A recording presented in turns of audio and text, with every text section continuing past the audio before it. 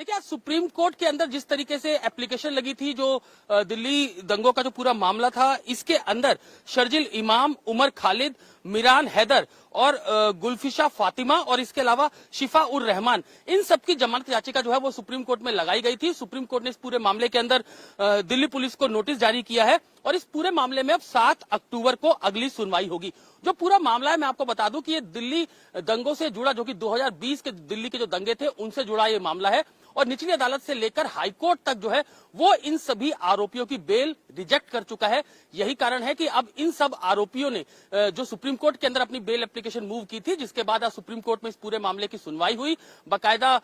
जो कई नामी गिरामी वकील जो है वो इसके अंदर शामिल थे, जो बेल एप्लीकेशन के लिए खड़े हुए हैं इन आरोपियों की तरफ से, जिनमें कपिल सिब्बल का नाम सबसे अहम है और इसके अलावा अभिषेक मनु सिंघवी, वो भी इन आरोपियों की तरफ से सुप्रीम कोर्ट में आज लॉयर के रूप में खड़े हुए थे। तो अभी जो शर्जिल इमाम, उमर खालिद, मिरान हैदर, गुलफिशा फातिमा और इसके अलावा शिफा उर रहमान जो है, हाईकोर्ट ने जब इनकी बेल रिजेक्ट की थी तो उस समय हाईकोर्ट ने भी ये बात कही थी कि जमानत जब खारिज की थी तो ये हाईकोर्ट ने कहा था कि प्रदर्शन के नाम पर साजिश रचकर हिंसा फैलाना एक्सेप्ट नहीं है, ये दिल्ली हाईकोर्ट ने कहा था। और हाईकोर्ट ने यह भी कहा था कि शांतिपूर्ण प्रदर्शन करने का अधिकार संविधान द्वारा आर्टिकल 19(1)(a) में सुरक्षित है, लेकिन यह अधिकार पूर्णतः स्वतंत्र नहीं है और यथोचित प्रतिबंधों के अधीन है। अगर यह अधिकार असीमित रूप से दिया गया तो यह देश की कानून व्यवस्था पर बुरा असर डाल सकता है, यह दिल्ली हाईकोर्ट ने कहा था। और जब दिल्ली हाईकोर्ट ने बेल एप्लीकेशन इन सभी आरोपियों की रिजेक्ट की थी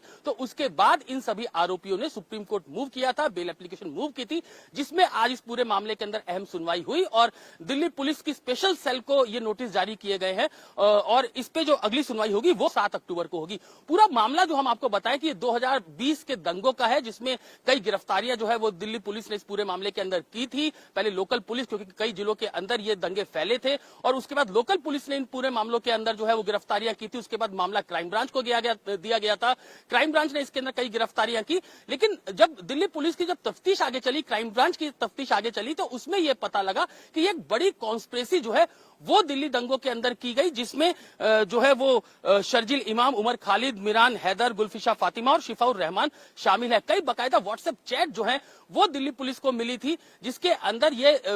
लिखा गया था कैसे दंगों को भड़काना है, कैसे लोगों को इकट्ठा करना है। दिल्ली का चाहे वो चांदबाग इलाका हो, सीलमपुर का इलाका हो और इसके अलावा जो जितने भी जामिया का इलाका हो, यहाँ पर जो दंगे भड़के थे उसकी तफ्तीश दिल्ली पुलिस कर रही थी। और इसके बाद जब बड़े दंगों की साजिश का जो मामला आया, उसमें बकायदा दिल्ली पुलिस की स्पेशल सेल, जो कि एंटी टेरर यूनिट है, उसने मुकदमा दर्ज किया UAPA का, और उसमें ये गिरफ्तारियां की गई थी, जिसके तहत ये सभी लोग जो है अभी तक जेल के अंदर हैं। जब सुप्रीम कोर्ट में भी इन्होंने मूव किया, हाईकोर्ट के अंदर इन्होंने मूव किया था, तब भी ये बात कही थी कि पिछले 5 साल से ज्यादा से ये सभी आरोपी जो है वो जेल में है और अभी जो लोअर कोर्ट के अंदर सुनवाई चल रही है उसमें काफी समय लगेगा। कई अभी भी गवाह जो है उनके बयान अभी तक दर्ज नहीं हुए हैं और सुनवाई अभी भी काफी धीमी रफ्तार से चल रही है। यही कारण है कि दिल्ली हाईकोर्ट के अंदर इसी बिहाफ पर बकायदा इन लोगों ने, इन आरोपियों ने अपनी जमानत याचिका लगाई थी, जिसको हाईकोर्ट ने रिजेक्ट कर दिया गया था। और अब सुप्रीम कोर्ट में क्योंकि ये सुनवाई अब शुरू हुई है, आज पहले बार इस पूरे मामले के अंदर सुनवाई शुरू हुई,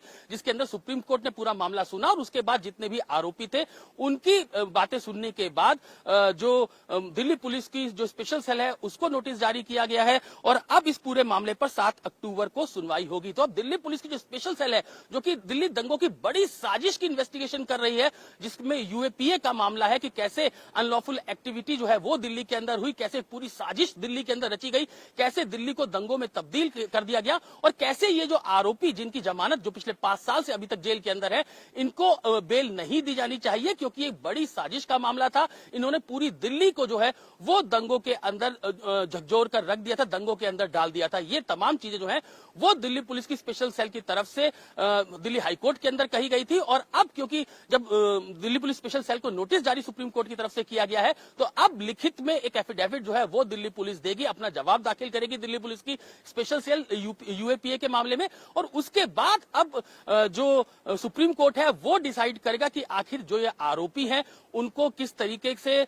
क्या इस पूरे मामले के अंदर बेल दी जा सकती है, या फिर दिल्ली हाईकोर्ट ने जो तल्ख टिप्पणियां की थी कि कैसे जो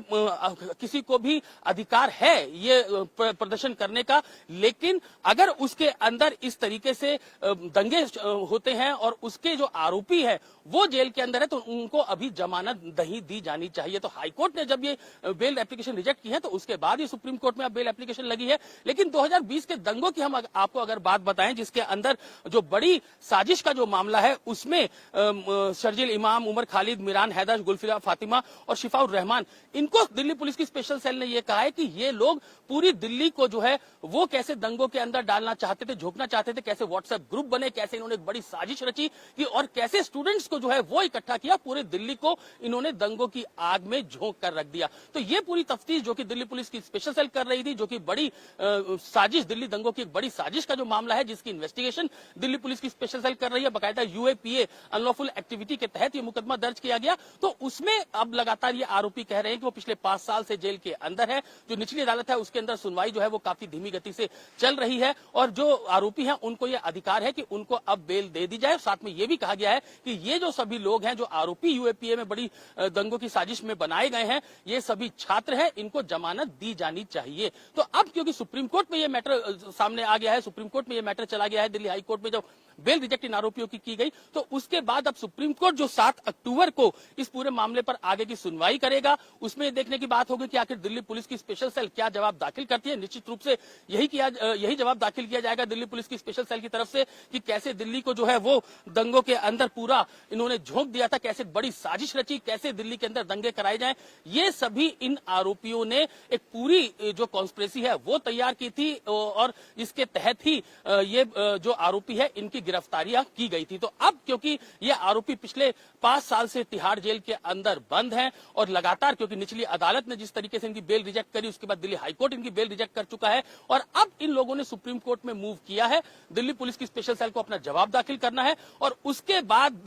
जो सुप्रीम कोर्ट है वो इसके ऊपर यह डिसाइड करेगा कि क्या इन आरोपियों को जमानत इस पूरे मामले के अंदर दी जानी चाहिए या नहीं दी जानी चाहिए। सुप्रीम कोर्ट इस पे डायरेक्शन जो है वो भी निचली अदालत को दे सकता है और क्या इस पूरे मामले के अंदर जो बेल इन आरोपियों को मिलती है ये अब देखना होगा जब सुप्रीम कोर्ट में इस पूरे मामले के अंदर बेल एप्लीकेशन पर सुनवाई होगी। तमाम जो दलीलें हैं वो कपिल सिब्बल, अभिषेक मनु सिंघवी और जो वकील हैं इन आरोपियों की उनकी तरफ से दी जाएगी और दिल्ली पुलिस की स्पेशल सेल जो है वो अपना इसके ऊपर जवाब दाखिल करेगी, जिसके बाद सुप्रीम कोर्ट ये डिसाइड करेगा कि इन आरोपियों को जमानत दी जाए या फिर ये दिल्ली दंगों की एक बड़ी साजिश के अंदर शामिल थे जिसमें यूएपीए का मुकदमा जो है वो दिल्ली पुलिस की स्पेशल सेल ने दर्ज किया था। तो अब जो सुप्रीम कोर्ट है वो ये डिसाइड करेगा कि आखिर इन आरोपियों को जमानत दी जाए या फिर ना दी जाए।